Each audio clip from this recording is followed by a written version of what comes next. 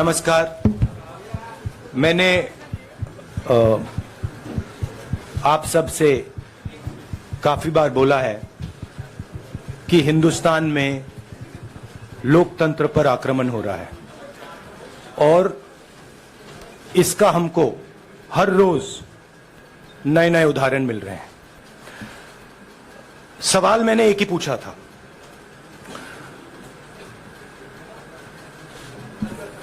Foundation पे जाता हूं, अदानी जी की शेल कंपनीज हैं, अदानी जी की शेल कंपनीज हैं, उसमें 20,000 करोड़ रुपया किसी ने इन्वेस्ट किया।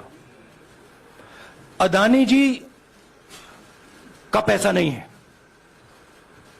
का पैसा नहीं है। अदानी जी का इंफ्रास्ट्रक्चर बिजनेस है, पैसा किसी और का है। सवाल यह है, ये जो 20,000 करोड़ रुपए हैं ये किसके हैं? यह सवाल मैंने पूछा। मैंने पार्लियामेंट हाउस में प्रूफ देके, जो मीडिया रिपोर्ट से मैंने निकाला, अदानी जी और नरेंद्र मोदी जी के रिश्ते के बारे में डिटेल में बोला। रिश्ता नया नहीं है, रिश्ता पुराना है। जब नरेंद्र मोदी जी गुजरात के सीएम बने थे तब से रिश्ता है और उसके बहुत सारे पब्लिक प्रूफ्स हैं। हवाई जहाज में मैंने फोटो दिखाई, नरेंद्र मोदी जी बड़े कंफर्ट में बैठे हुए थे अपने दोस्त, अपने मित्र के साथ। पार्लियामेंट में मैंने दिखाई। यह सवाल मैंने पूछा। फिर मेरी स्पीच को एक्सपंज किया गया। मैंने स्पीकर को डिटेल चिट्ठी लिखी, पॉइंट बाय पॉइंट, कि मैंने कहा कि एयरपोर्ट्स अदानी जी को रूल बदल के दिए गए हैं। ये लीजिए रूल की कॉपी, उसको बदला गया है। चिट्ठी लिखी, कोई फर्क नहीं पड़ा। फिर मेरे बारे में मंत्रियों ने पार्लियामेंट में झूठ बोला, बोला कि मैंने विदेशी ताकतों से मदद मांगी। मैंने ऐसी कोई बात नहीं की है। मैंने कहा स्पीकर से, मैंने जाके कहा, स्पीकर सर, पार्लियामेंट का नियम है कि अगर किसी मेंबर पर कोई एक्यूजेशन लगाता है तो उस मेंबर को जवाब देने का हक होता है। मैंने एक चिट्ठी लिखी, उस चिट्ठी का जवाब नहीं आया। दूसरी चिट्ठी लिखी, उस चिट्ठी का जवाब नहीं आया। फिर मैं स्पीकर के चेंबर में गया। मैंने स्पीकर सर से कहा, स्पीकर सर, यह कानून है, यह रूल है, इन्होंने झूठा आरोप लगाया है, मुझे आप बोलने क्यों नहीं दे रहे हैं? स्पीकर सर मुस्कुराते हैं, कहते मैं नहीं कर सकता। और फिर उसके बाद आपने सबने देखा क्या हुआ। सवाल पूछना मैं बंद नहीं करूंगा। नरेंद्र मोदी जी का अदानी के साथ क्या रिश्ता है और 20,000 करोड़ रुपए किसके हैं, मैं पूछता जाऊंगा। मुझे कोई डर नहीं लगता इन लोगों से।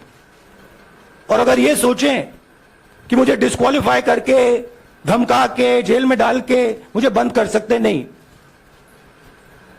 मेरी वो हिस्ट्री नहीं है। मैं हिंदुस्तान के लोकतंत्र के लिए लड़ रहा हूं और मैं हिंदुस्तान के लोकतंत्र के लिए लड़ता रहूंगा। किसी चीज से नहीं डरता हूं, यह सच्चाई है।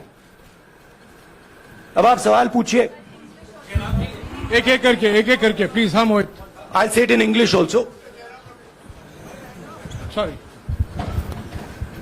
I'll say it in English also. The question begins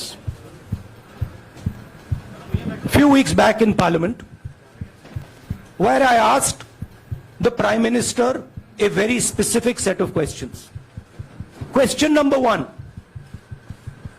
20,000 crore rupees or $3 billion are in shell companies owned by Mr. Adani. Mr. Adani could not have generated this money. He's an infrastructure business. Where did this money come from? Whose money is it? That was the first question. Whose shell companies are there? These companies are working in the defense field. Why does nobody know whose money this is? There is a Chinese national involved in this. Why is nobody asking the question, who is this Chinese national? That was the first question. Second question was, set of questions with proof. Were, what is the Prime Minister's relationship with Mr. Adani? I showed a picture of the Prime Minister and Mr. Adani's plane relaxing. I gave documentation about the defense industry, about the airports, about statements made in Sri Lanka, about statements made in Bangladesh, pictures of Mr. Narendra Modi sitting with the State Bank chairman in Australia. And I put this proof on the table. Immediately after that, the BJP started its work. My speech was expunged. I wrote a letter to the Speaker with a detailed explanation on the defense industry, on the airports, with press clippings, supporting documents, legal documents, and said, this is the supporting foundation of my speech. I have not made this speech, I have not invented this. This is detailed research, here it is. Nothing happened. Nothing was revoked. My speech today is not part of the record of Parliament. The same, by the way, was done with Mr. Kharge. After that, BJP ministers lied about me in Parliament. They made the statement to distract from the Adani issue. The whole game, disqualification, and all these statements are to distract from the central question, whose money is it? 20,000 crores, whose is it? Kiska hai ye? That's the main question. The whole thing is to distract. So, they said that I've asked foreign forces to help India. Most ridiculous statement. I have never made such a statement. You can look at all the conversations I had in the United Kingdom. Not one such statement was made. In fact, I said this is India's problem. India has to resolve this problem, right? A minister lies on the floor of the House. I wrote to the Speaker and I said, Speaker, sir, it is my right as a member of Parliament, when somebody makes an accusation, to state my position. Please let me state my position. The first letter is not answered. I then write a second letter with more details, saying the names and what was said. Still no answer. I then go to the Speaker's chamber and I say, Speaker, sir, what is going on? We live in a democracy. You are the defender of that democracy. Why are you not letting me make my statement? The Speaker smiles and says, I cannot do that. Come and have a cup of tea with me. Right? So this is the whole drama that is being orchestrated to defend the Prime Minister from the simple question, whose 20,000 crore rupees, whose $3 billion went to Mr. Adani shell companies? हाँ जी मोहित, एक minute, सबको मौका मिलेगा. राहुल जी, मोहित दुबे हूं मैं. मेरा सवाल ये है कि आप शहीदों. By the way, sorry, I just need to finish that. I left out a part. Look, I am here defending the democratic voice of the Indian people. I will continue to do that. I am not scared of these threats, of these disqualifications, of these allegations, of these prison sentences. I don't care. I'm not scared of them. Okay? These people don't understand me yet. I am not scared of them. They are used to everybody being scared of them. I am not scared of them. Right? And I will continue to ask the question, what is the Prime Minister's relationship with Mr. Adani? It is an old relationship. It is a relationship that began when he was Chief Minister of Gujarat. Mr. Adani constructed the idea of Resurgent Gujarat, organized all that. This is a partnership. It's a close partnership. I'm going to keep asking that question. Rahul ji, मैं मोहित दुबे हूँ। मेरा सवाल यह है कि आप शहीदों के परिवार से आते हैं। आपकी दादी भी डिस्क्वालीफाई हुई, जनता के बीच गई, आप सत्ता में वापस आए। आज के दौर में राहुल गांधी भी डिस्क्वालीफाई हो गए हैं क्योंकि तमाम आपने इश्यूज को उठाया, चीन के इश्यूज को उठाया। क्या राहुल गांधी भी जनता के बीच में जाएंगे और वही वापसी फिर से करेंगे? राहुल गांधी भारत जोड़ो यात्रा में 4.5 महीने जनता के बीच में रहेंगे और वो मेरा काम है, वो मैं करता जाऊंगा। हाँ जी, अनवर। आज के हिंदुस्तान में जो पहले राजनीतिक पार्टियों को सपोर्ट मिलती थी, मीडिया से मिलती थी, बाकी इंस्टीट्यूशन से मिलती थी, वो नहीं मिलती है। तो ऑपोजिशन की पार्टीज को एक ही रास्ता है, जनता के बीच में जाने का। हाँ जी, अनवर। सर, भारतीय जनता पार्टी ने आप पर ओबीसी समुदाय के अपमान का आरोप लगाया है। इस पर आप क्या जवाब देना चाहेंगे भारतीय जनता पार्टी को? मैं पिछले भारत जोड़ो यात्रा में, आप मेरी कोई भी स्पीच देख लीजिए, मैं वहां कह रहा हूं सब समाज एक हैं, सबको एक साथ चलना चाहिए, भाईचारा होना चाहिए, नफरत नहीं होनी चाहिए, हिंसा नहीं होनी चाहिए। तो मेरी पोजीशन बिल्कुल क्लियर है। ये ओबीसी का मामला नहीं है, ये नरेंद्र मोदी जी और अदानी जी के रिश्ते का मामला है। 20,000 करोड़ रुपए जो अदानी जी को पता नहीं कहां से मिले, उसके बारे में मैं सवाल पूछ रहा हूं और उसका जवाब चाहिए। बीजेपी ध्यान को भड़काने की कोशिश करती है, कभी ओबीसी की बात करेगी, कभी विदेश की बात करेगी, कभी कुछ और बात करेगी, कभी डिस्क्वालिफिकेशन की बात करेगी, मगर सवाल यही है 20,000 करोड़ रुपए, $3 बिलियन किसका था? संजय मिश्रा। और वो अदानी का पैसा नहीं हो सकता। संजय मिश्रा।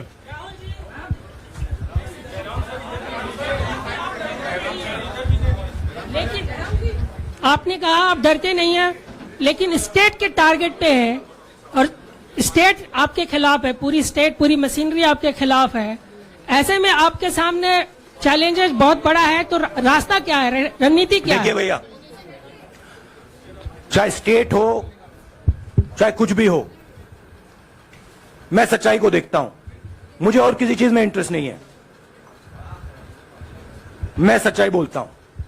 राजनीति में यह फैशनेबल बात नहीं है, मगर यह बात मेरे खून में है। मैं और कोई रास्ता निकाल ही नहीं सकता हूं। तो मेरा काम यह है, यह मेरी तपस्या है, जीवन की तपस्या है, उसको मैं करता जाऊंगा। चाहे मुझे डिस्क्वालीफाई करें, मारे पीटे, जेल में डाले, मुझे कोई फर्क नहीं पड़ता। मुझे अपनी तपस्या करनी है। इस देश ने मुझे सब कुछ दिया है। शांत हो जाइए। इस देश ने मुझे सब कुछ दिया है, प्यार दिया है, इज्जत दी है, इसलिए मैं ये करता हूं। हाँ, Supriya. Sir, Rahul sir, BJP के जो लीडर्स आप पे अटैक कर रहे हैं उस पर आप क्या कहेंगे? और इसके अलावा वायनाड, वहां पर जब से खबर गई है, वहां पे लोग बहुत डिसबिलीफ में हैं, प्रोटेस्ट भी इरप्ट हो रहा है, आप अपनी कॉन्स्टिट्यूएंसी के लोगों को क्या कहना चाहेंगे? नहीं, मैंने सोचा है कि मैं अपनी, देखिए, मैंने कॉन्स्टिट्यूएंसी में भी बोला कि वायनाड के लोगों के साथ मेरा पारिवारिक रिश्ता है, फैमिली प्यार का रिश्ता है। तो मैंने सोचा कि मैं वायनाड के लोगों के लिए अपनी एक चिट्ठी लिखूं उनके लिए कि मेरे दिल में उनके लिए क्या है। तो वो तो मैं रिजॉल्व कर दूंगा। उनका, देखिए, बीजेपी के नेताओं का काम यही है।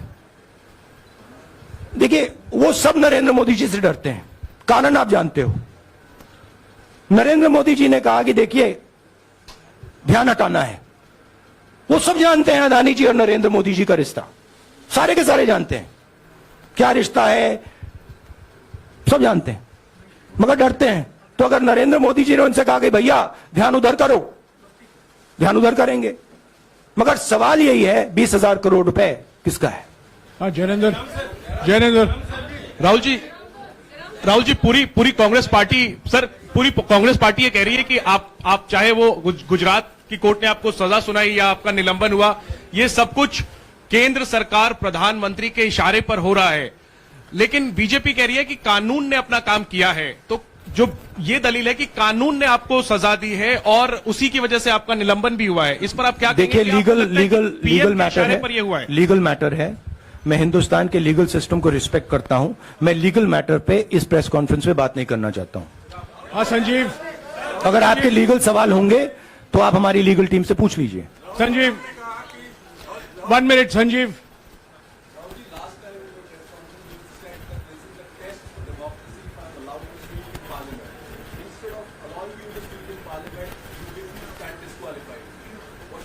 No, look, please understand why I have been disqualified. I've been disqualified because the Prime Minister is scared of my next speech. He's scared of the next speech that is going to come on Adani, right? I've seen it in his eyes. So he's terrified of the next speech that is going to come, and they don't want that speech to be in Parliament. That's the issue. That is why, first the distraction, now the disqualification. Please don't be confused about this matter. There is a deep relationship between Narendra Modi ji and Mr. Adani. There is a question. 20,000 crore rupees have suddenly arrived in Mr. Adani's shell companies. Where has this money come from? Whose money is it? It is, some of these companies are defense companies. Why is the defense ministry not asking this question? Why is the defense ministry not asking the question? But please explain to us, whose money is this that is being spent on our drone development, that is being spent on our missile development, that is being spent on our ordnance production? Why is the defense ministry not asking this question? हाँ मंजरी please, एक minute मंजरी। सदस्यता की रद्द हुई तो उसके बाद बहुत सारे ऐसे विपक्षी दल जो अभी तक कांग्रेस से दूरी बना के चलते थे वो भी आपके समर्थन में आए। तो आपको क्या लगता है अब वो समय आ गया है जब सारे विपक्ष को एकजुट हो जाना चाहिए? मैं उन सब विपक्षी दलों का धन्यवाद करता हूं कि उन्होंने इस बात में हमारी सपोर्ट की और हम सब मिलके काम करेंगे। रंजीता जिस बयान को लेकर आपको ये सजा सुनाई गई है, क्या आपको लगता है, आपको अफसोस है उस बयान को लेकर?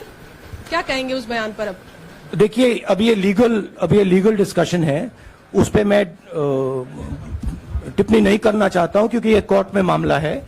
मगर मैं जो भी सवाल उठाता हूं वो सोच समझ के उठाता हूं। हाँ जी नीरज। राहुल जी अभी कुछ ही दिन पहले लक्षद्वीप के सांसद मोहम्मद फैजल की सदस्यता गई थी और बाद में हाईकोर्ट ने स्टे कर दिया था।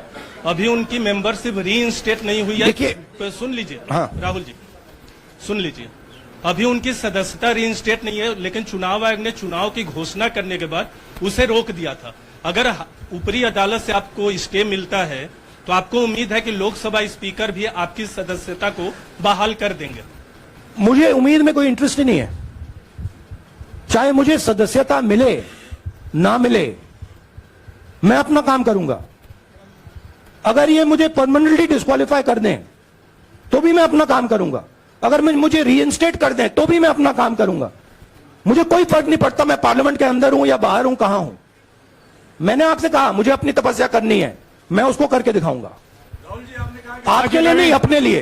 रवि एक मिनट रमन। हाँ। एक मिनट रमन।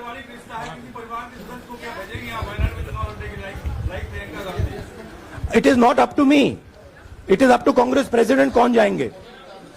राहुल जी मेरा सवाल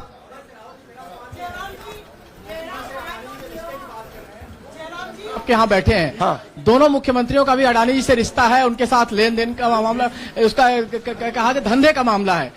लेकिन क्या धंधे का मामला क्या बात कर रहे हैं? ये धंधा रोकेंगे ये लोग? जिनके पास जो भी स्टेट का उनके साथ नाता है, जो भी बिजनेस चल रहा है, वो बिजनेस रोका जाएगा क्या?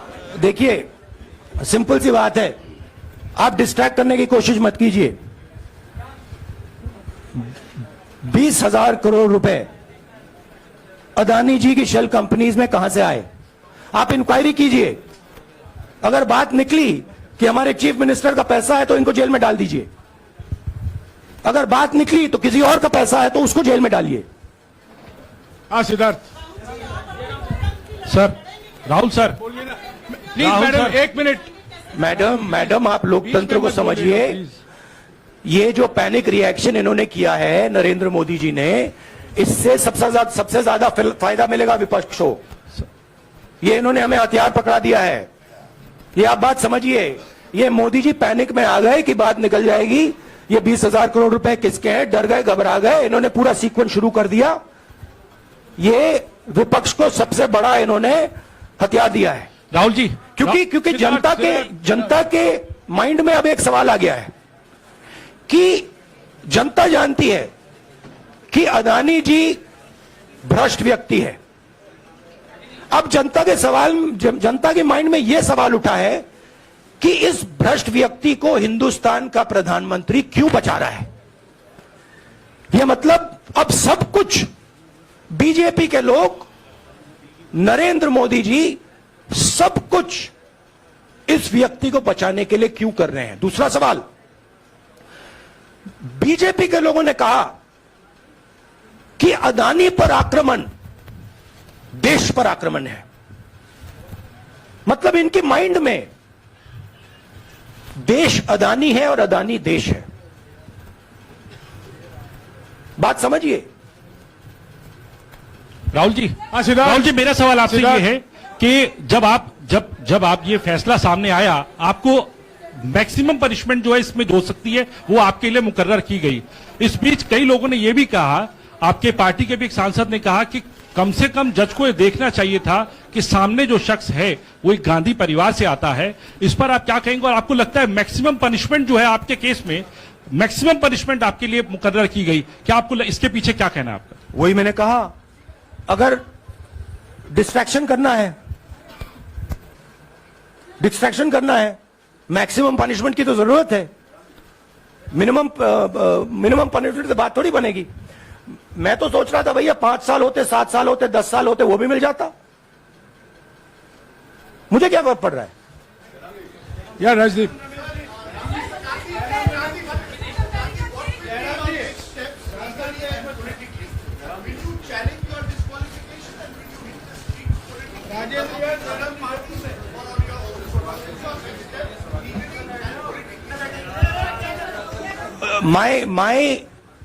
I have only one step, and that step is to fight for the truth in this country and to defend the democratic nature of this country that is under brute. Please let me finish, Rajdeep, unless you want to answer it for me. You do that also sometimes. Yeah.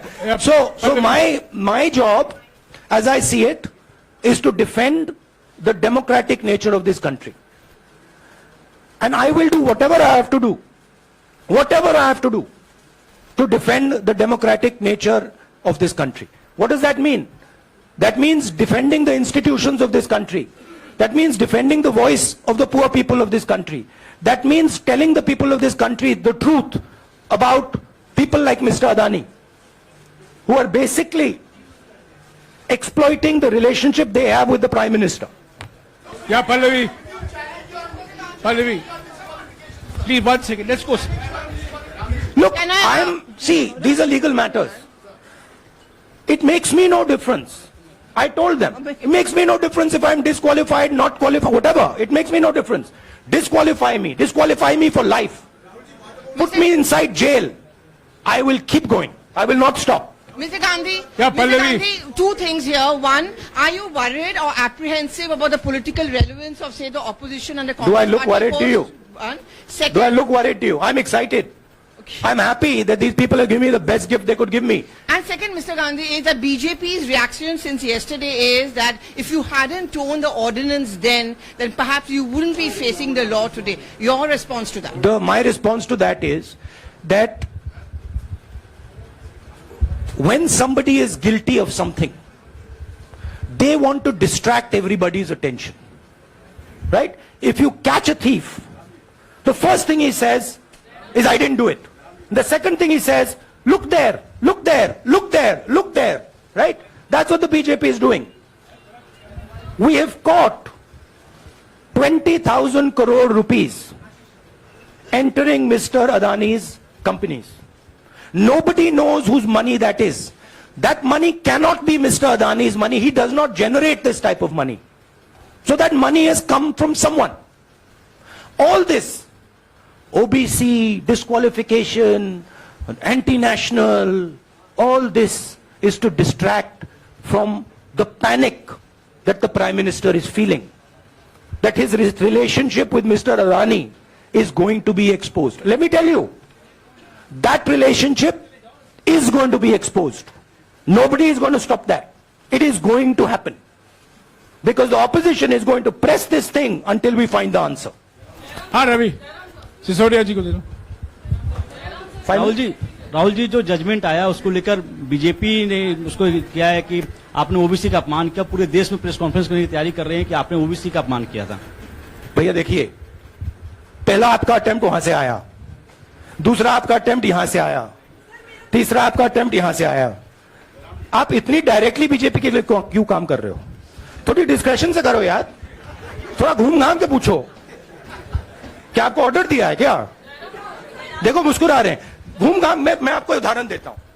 आप थोड़ा घूम घाम के निकाल नुकुल बोलो। देखो ऐसे बोलो पहले, राहुल जी, हाँ तो please if you want to work for the BJP, then bring a BJP flag symbol here and put it on your chest.